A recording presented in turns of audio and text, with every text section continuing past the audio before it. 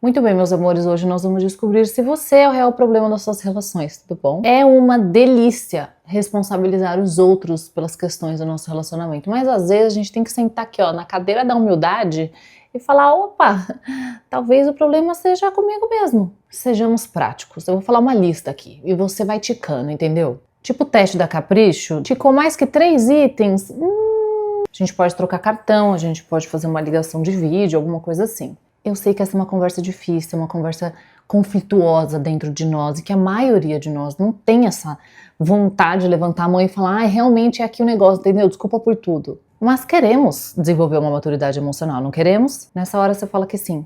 E a base da inteligência emocional não é só a gente saber o que precisa fazer, é fazer, né? É a gente realmente agir ali com aquilo que a gente sabe. Então aperta o cinto, toma um whey, toma uma creatina e vambora. Vamos já começar com cera fria na virilha. Será que temos um padrão recorrente, que as suas relações são sempre meio conflituosas, e aí pode ser romântico, pode ser nas suas amizades, pode ser com a tua família?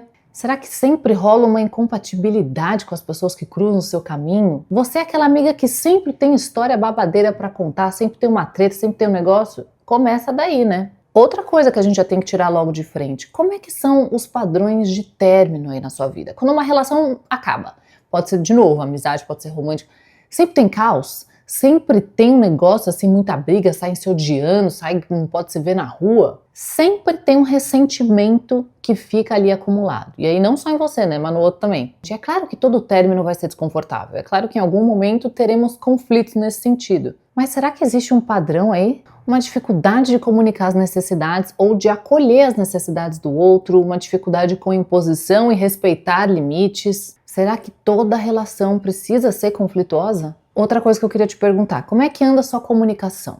Quando a gente vai ter uma conversa difícil, você usa alguma dessas técnicas? Presta atenção, você vira uma parede. Então você trabalha ali com a punição do silêncio. Você se fecha, você para de comunicar. Ou você é daquela pessoa que faz a lista da lavanderia. Então você tá brigando sobre um tema específico, só que daí você já traz coisas que aconteceram em 1990. Não tem muita relação com o que está acontecendo aqui e agora. Só que o importante é vencer. E ainda tem isso. Se você entra numa discussão para vencer, saiba que você vai perder essa relação. Quando estamos em conflito, a gente quer desatar o nó, a gente quer solucionar qual é o problema, qual é a necessidade que essa relação tem naquele momento. E não saber quem ganha e quem perde. Não tem ninguém com o placarzinho aqui anotando, ou pelo menos não deveria. Então essa lista de queixas, apesar dela ser bem apetitosa, né, dá muita vontade de fazer isso, porque você quer esfregar na cara mesmo. A maturidade emocional fala segura aqui. Porque esse é o problema que nós estamos trabalhando.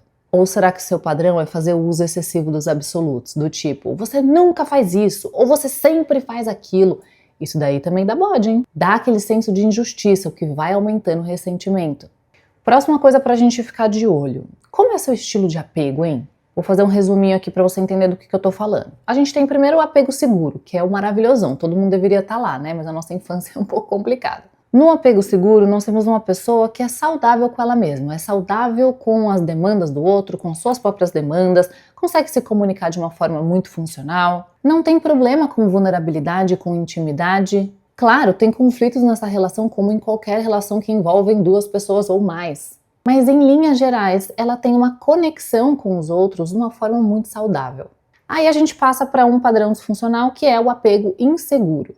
Dentro do apego inseguro, nós temos o apego ansioso, então aquela pessoa que precisa muito de validação, que se um não responde o WhatsApp em 10 segundos já acha que tá traindo, já acha que aconteceu uma grande tragédia. É uma pessoa que demanda muito a atenção, o carinho, o cuidado do outro de uma forma excessiva, acaba sufocando um pouco o parceiro ou a parceira. São pessoas com uma ferida de abandono muito latente, então ela fica desesperada para ter aquilo ali, ó, bem próximo e bem seguro. Essa pessoa, ela tá em constante alerta nas relações. Ela sempre acha que uma coisa ruim vai acontecer e isso reflete no seu padrão comportamental.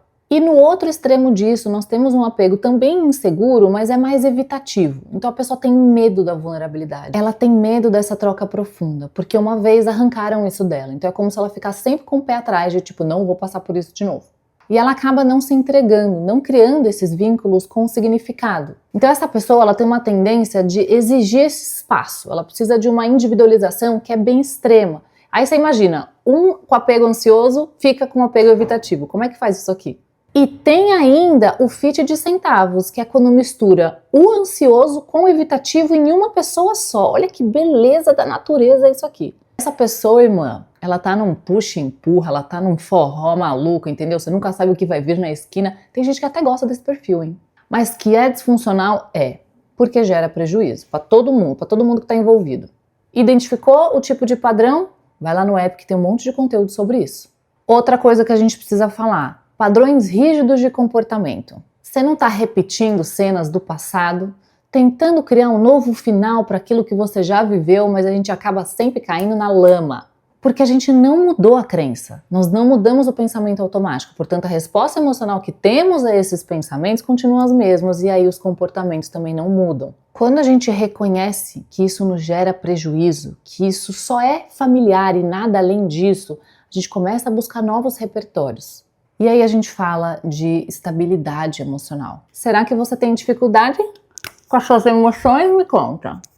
Muito tudo ou nada, muita impulsividade, muita raiva, muito descontrole, isso não é um bom sinal, tá? Você sabe identificar o que você está sentindo? O que o outro está sentindo? Você sabe expressar o que você está sentindo de uma forma funcional? Ou seja, entendo que essa emoção tem um propósito, deixa eu facilitar o processo dela aqui? Emoção é informação. O que eu faço com isso é consciência.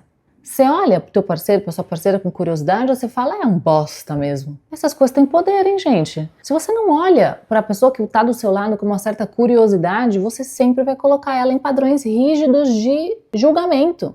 Como é que a pessoa melhora dali? Faz uma pausa nesse julgamento. Quando você estiver fazendo essa avaliação do tipo, nossa, que filha da puta. Para um pouquinho, dá uma respirada. Será que tem um porquê desse comportamento que não seja tão ruim, tão malicioso? Ou que venha de um lugar de falta de caráter ou irresponsabilidade? Vamos considerar a perspectiva do outro? Vamos entender de onde ela está vindo e por que ela está trazendo isso? Em conflitos, nós vamos ter essas reações automáticas que são da nossa natureza. A gente quer se defender, né? Então a gente vai ou ficar bem agressivão ali, ou a gente pode até entrar no triângulo da tristeza, que é aquela coisa da vítima, que é tipo...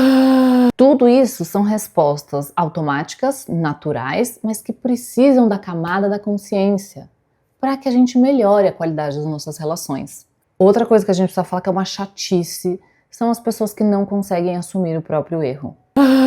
Você se responsabiliza? Você fala vez ou outra, nossa, fiz merda, me perdoa, como eu posso arrumar? Sempre tem uma desculpa, sempre tem alguém que foi o responsável, alguma situação que veio do planeta Plutão, que não é um planeta, né? Peraí.